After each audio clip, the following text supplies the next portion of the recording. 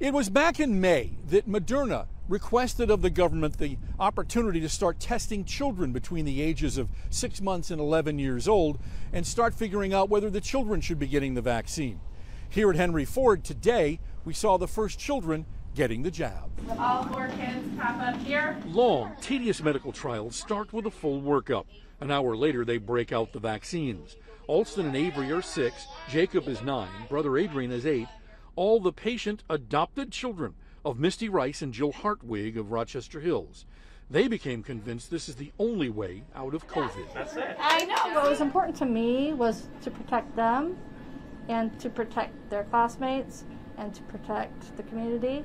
And so for them to take part in the trial gets us to that point. So committed were they to this trial, Misty tells us. We were willing to drive them to New York, to Virginia, Kentucky.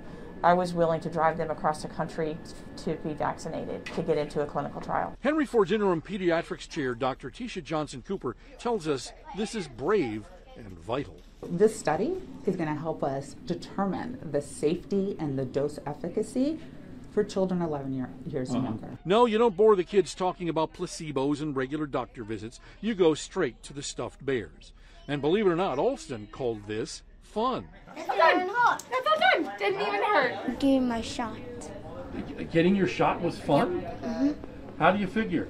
So I could be vaccinated. I was thinking the vaccinated were gonna hurt, but it didn't. Were you ready to drive to California? Mm-hmm. I don't think so. They tell us here at Henry Ford that there aren't going to be any shortcuts. It could take up to 15 months for them to know exactly how to do a proper vaccine for the children. In Detroit, Rod Maloney, Local 4.